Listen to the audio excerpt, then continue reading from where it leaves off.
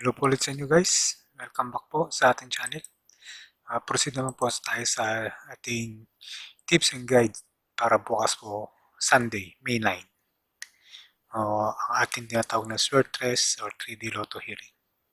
So ito po para po sa 2 p.m. Ito po ating mga probability numbers. Yan. At ito po ating guide. Number guide po natin. Yan. Gagawin nyo po dito is pipili po kayo na dito sa gilid niya. Nasa gilid ng 4. Or pwede nyo rin po include yung 4 sa pagpili ninyo. Like for example, 114 or 418 or 198. Ganyan po. At ito po ating mga hotlist numbers. Ito po is wala po itong assurance. Wala po itong assurance. Kaya hindi ko po kayo inobligat na tayaan po lahat ito. Pwede po kayo mamili dito. Nasa sa inyo po. Discretion nyo po yan. Ito lang po ating mga nagawang numero base po dito sa ating guide.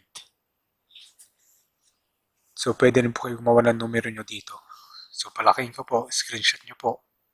Ayan. Sulat nyo, screenshot, nasa sa inyo po. Paano nyo po didiskartehan. At ito po ang ating number guide. Ito, para po sa 2 p.m. Yan po. Tandaan nyo po, ang base guide po natin is number 4. Papakita ko po, yan po yung date sum natin. So, ito na po ang ating 5 p.m. Palaking ko po. Ito po ang ating hot numbers, probability numbers, 5 p.m. Yan po. So, screenshot nyo na po or ilista na sa inyo. At ito po ating guide. Ito pong guide natin, hindi po parehas to sa 2 p.m. Tsaka sa 9 p.m. Magkakaiba po yan. Nagkakaiba po yung calculation yan. Dahil nagbabase po tayo sa previous result nung last week. Parang ito po. Ito po yung previous last week nung linggo ng 5 p.m. So, yan po. Pili lang po kayo dito sa gilid. Ayan.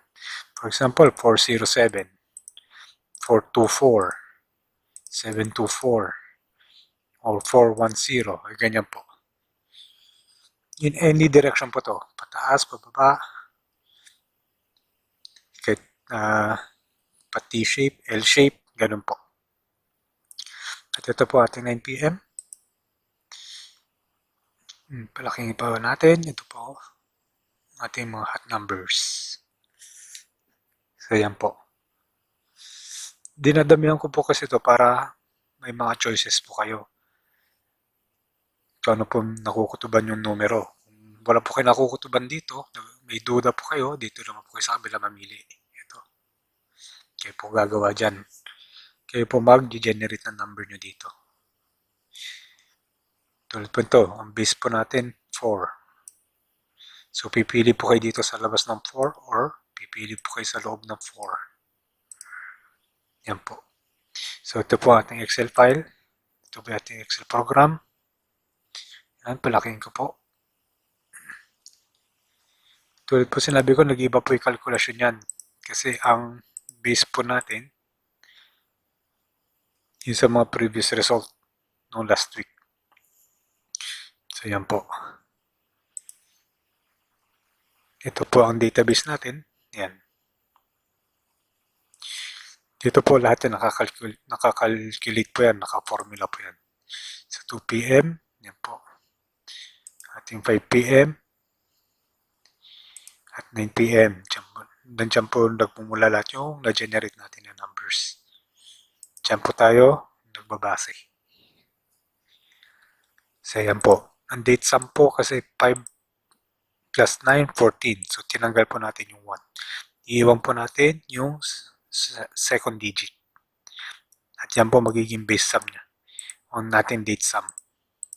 4. So, yan po.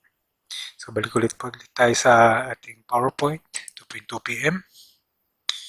Ito po yung list. Ayan po yung number guide. Ito po yung 5 p.m. natin. At ito po yung 9 p.m. So, ganun na lang po sa lahat po natin viewers tsaka players. Good luck po and happy playing and God bless. Huwag po kalimutan mag-subscribe i-like, i-share po ang aking video. Maraming po salamat.